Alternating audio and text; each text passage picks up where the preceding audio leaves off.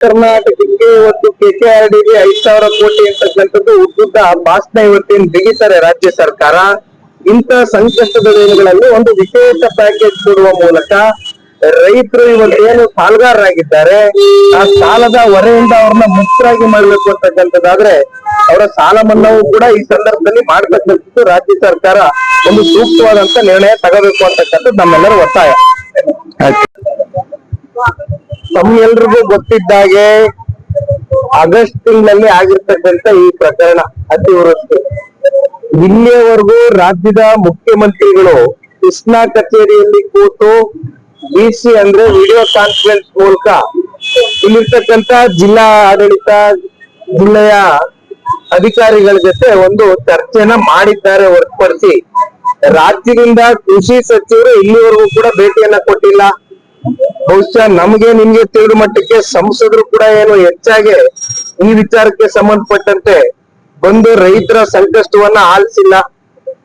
But ನಾವು ಇನ್ನು ಹೇಳ್ತಕ್ಕಂಥದ್ದನ್ನ ಈ ವಿಚಾರದಲ್ಲಿ ರಾಜ್ಯ ಸರ್ಕಾರ ಕೇಂದ್ರ ಸರ್ಕಾರ ಅಂತಕ್ಕಂಥದ್ದು ಚರ್ಚೆ ಮಾಡೋದಕ್ಕಿಂತ ಇವತ್ತು ಮಲ್ಲಿಕಾರ್ಜುನ್ ಖರ್ಗೆ ಅವರು ಹಿರಿಯರಿದ್ದಾರೆ, ಅವರ ಸುಪುತ್ರರು ಇವತ್ತೇನು ಪತ್ರಿಕಾಗೋಷ್ಠಿ ಮೂಲಕ ಕೇಂದ್ರ ಸರ್ಕಾರಕ್ಕೂ ಕೂಡ ಕೆಲವೊಂದಷ್ಟು ಸನ್ಮಾನ್ಯ ಕುಮಾರಣ್ಣ ಅವರು ಕೇಂದ್ರದ ಮಂತ್ರಿ ಆಗಿರ್ತಕ್ಕಂಥ ಹಿನ್ನೆಲೆಯಲ್ಲಿ ಅವ್ರೇನು ಹೇಳಿದ್ದಾರೆ ಖಂಡಿತವಾಗ್ಲೂ ತುಂಬುವುದಿದೆ, ಸ್ವಾಗತ ಮಾಡ್ತೇನೆ.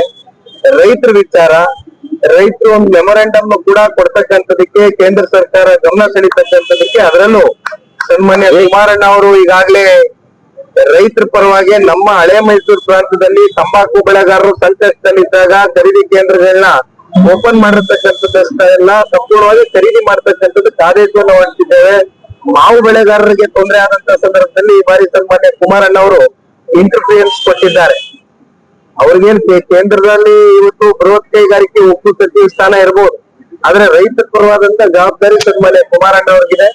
ಹಾಗಾಗಿ ಇವತ್ತು ಪ್ರಿಯಾಂಕ್ ಖರ್ಗೆ ಅವರು ಏನ್ ಹೇಳಿದ್ದಾರೆ ಒಪ್ಕೊಳ್ತೇನೆ. ನಮ್ಮೆಲ್ಲರಿಗೂ ಕೂಡ ಇವತ್ತು ಈ ಸಂದರ್ಭದಲ್ಲಿ ರೈತರ ಪರವಾಗಿ ನಿಲ್ಲಬೇಕಾಗಿರ್ತಕ್ಕಂಥ ನಮ್ ಧರ್ಮ. ಹಾನಿಯಾಗಿರ್ತಕ್ಕಂಥದ್ನ ನಾವೇನು ಕಾಣಬಹುದು. ಅದರಲ್ಲೂ ಕಲಬುರಗಿ ಜಿಲ್ಲೆಯಲ್ಲಿ 1,05,000 ಹೆಕ್ಟರ್ ಕೃಷಿ ಪ್ರದೇಶದ ಜಮೀನು ಸಂಪೂರ್ಣವಾಗಿ ಹಾನಿಯಾಗಿದೆ. ಅದರಲ್ಲಿ ಹತ್ತತ್ರ 58,000 ಹೆಕ್ಟರ್ ಪ್ರದೇಶ ತೊಗರಿ ಬೆಳೀತಕ್ಕಂಥ ರೈತರ ವಿಭಾಗದಲ್ಲಿ, ಮತ್ತೆ ಉದ್ದು, ಹೆಸರು, ಮತ್ತೆ ಹತ್ತಿ, ಸೋಯಾಬೀನ್ ಇವೆಲ್ಲ ಸೇರಿದಂತೆ ಸಾಕಷ್ಟು ದೊಡ್ಡ ಮಟ್ಟದಲ್ಲಿ ಈ ಬಾರಿ ಪ್ರತಿ ವರ್ಷಕ್ಕೂ ನೀವು ಲೆಕ್ಕಾಚಾರ ಮಾಡ್ತಕ್ಕಂಥದ್ದಾದ್ರೆ ಈ ವರ್ಷ 50%ಗೂ ಹೆಚ್ಚು ಶೇಕಡ ದೊಡ್ಡ ಮಟ್ಟದಲ್ಲಿ ಇವತ್ತು ಮುಂಗಾರಿನ ಮಳೆ ಒಂದ್ ಕಡೆ ಕೃಷಿ ಪ್ರದೇಶಗಳು ಹಾನಿಯಾಗಿರ್ತಕ್ಕಂಥದ್ದು, ಜೊತೆಯಲ್ಲಿ ಜಾನುವಾರುಗಳು ಕೂಡ ಸಾವನ್ನಪ್ಪಿರ್ತಕ್ಕಂಥದ್ದು ಕೂಡ ಕಾಣ್ತಾ ಇದ್ದೇವೆ. ಅಷ್ಟೇ ಅಲ್ಲ, ರಸ್ತೆಗಳು ಜೊತೆಯಲ್ಲಿ ವಿದ್ಯುತ್ನ ಕಂಬಸ್ತಿಪಾಸ್ತಿಗಳಲ್ಲೂ ಕೂಡ ಸಾಕಷ್ಟು ಹಾನಿ ಉಂಟಾಗಿದೆ. ಜೊತೆಯಲ್ಲಿ ನಾನು ಬರ್ಬೇಕಾದ್ರೆ ಒಂದು ಪತ್ರಿಕೆಯಲ್ಲಿ ಓದ್ತಾ ಇದ್ದೆ, ಕಲಬುರಗಿನಲ್ಲಿ ನಗರ ಪ್ರದೇಶದಲ್ಲೂ ಕೂಡ ನೀರು ಮನೆಗಳಿಗೆ ನುಗ್ಗಿ ಆ ಹೆಣ್ಮಕ್ಳೇ ಆ ನೀರನ್ನ ಹೊರಗಡೆ ಹಾಕ್ತಕ್ಕಂತ ಒಂದು ಫೋಟೋವನ್ನು ಕೂಡ ಪತ್ರಿಕಾ ಮಾಧ್ಯಮದಲ್ಲಿ ನಾವೆಲ್ಲ ಕೂಡ ಕಣ್ಣಾರೆ ಕಂಡಿದ್ದೇವೆ.